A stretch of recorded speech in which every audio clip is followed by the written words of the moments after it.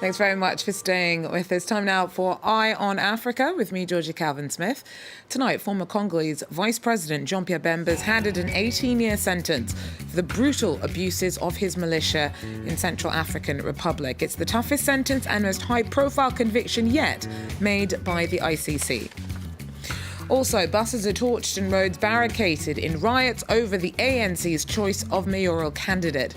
Unrest breaks out in the streets of Pretoria as divisions within the South African ruling party deepen. And in Rwanda, people used to buying used imported shoes and clothes are less than happy by a hike in the taxes levied on them. Well, former Congolese Vice President Jean-Pierre Bemba was on Tuesday given an 18-year prison sentence by the International Criminal Court. This was for war crimes, including murder and rape.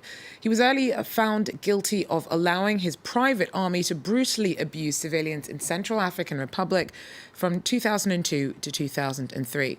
Now, his MLC fighters were helping put down a coup there. Bemba is the highest level official yet sentenced by the ICC, and the penalty, the stiffest passed so far. During sentencing in The Hague, the judge emphasised the cruelty of the MLC. The case was the ICC's first to highlight a military commander's responsibility for troops' conduct. In Kinshasa, those hoping that Bemba would get off lightly were to be disappointed. Everybody was in a good mood this morning at the MLC's headquarters in Kinshasa. People were dancing, people were singing. We could hear people shouting, Bemba for president, the MLC will live on. And then when the verdict was returned, people couldn't hide their disappointment. We thought for 8 years Mr. Bemba spent in front of the ICC will be punishment enough. But we can still appeal the decision.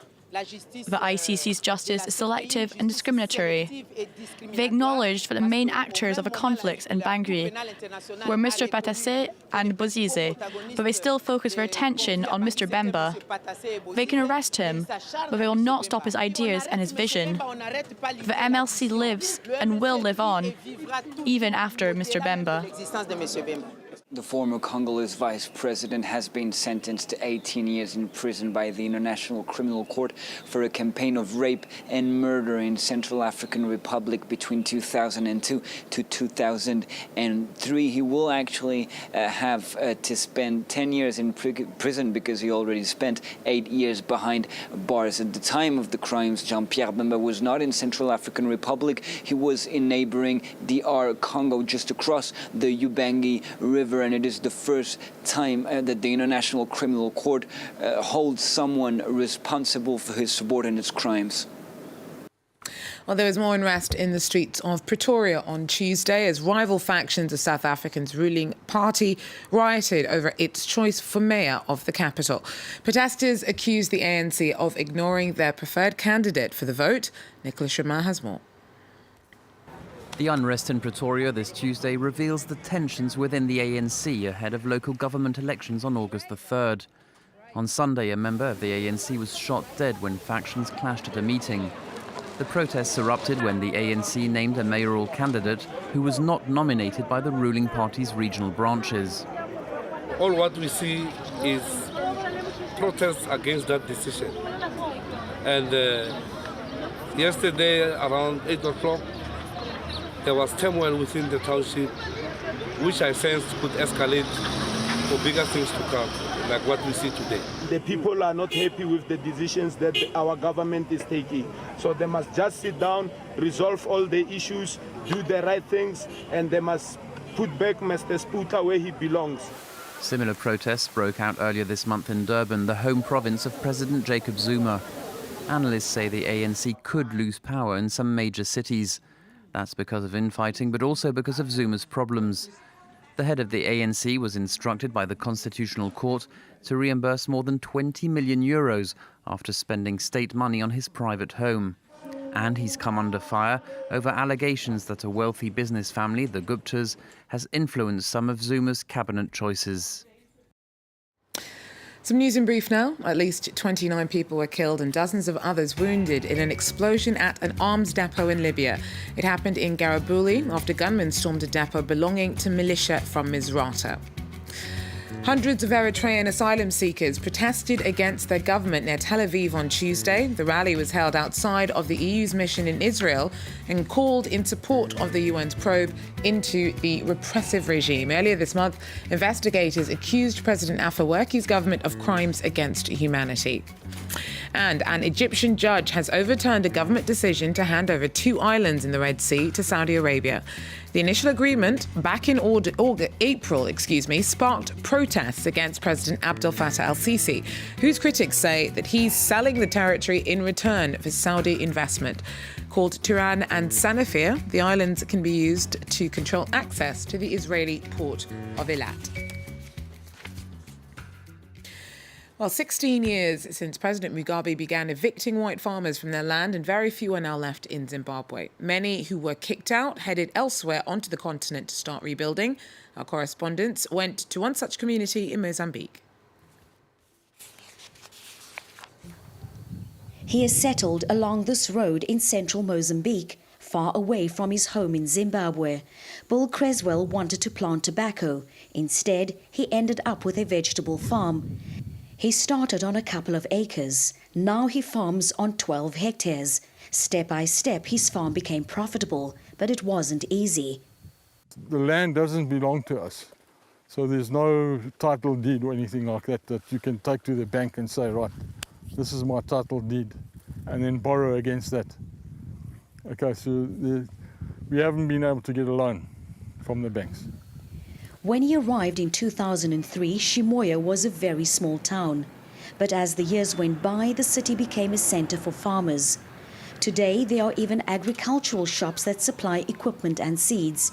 And this store manager thinks that white Zimbabwean farmers have settled well in Mozambique. We got plenty of land in Mozambique. I think it's good. You see, the market is open to anyone. Kevin arrived 14 years ago and has adapted well. He's now leasing 460 hectares of property and employs up to 300 people.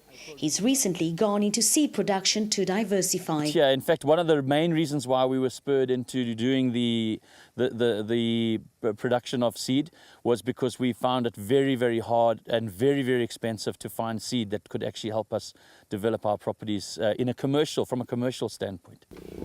Kevin's right-hand man is also a Zimbabwean and helps him grow his business. George used to help Kevin on the farm he lost in Zimbabwe. I'm very happy to be here for the time being, and I'm not thinking of going to stay in Zimbabwe because there is nothing to do there. These farmers have no intention of leaving.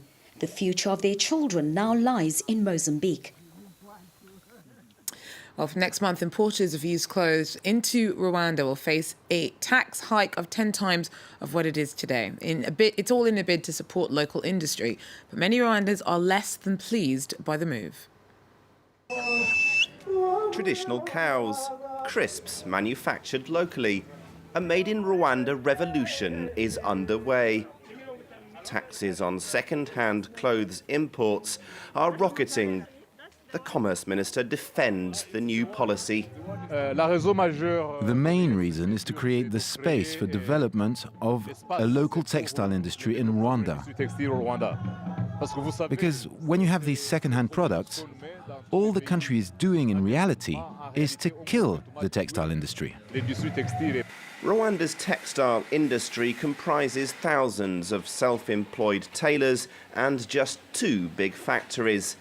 The boss of one of the big firms says the tax hike will be a big boost to the local clothes industry. We are using 17% of our installed capacity. When we will work on our complete capacity, then some gap will come in the market. That gap will allow some new industries, new textile industries to come in Rwanda. Sentiment is very different in this second-hand market. The new policy is deeply unpopular and, surprisingly, people don't hesitate to complain.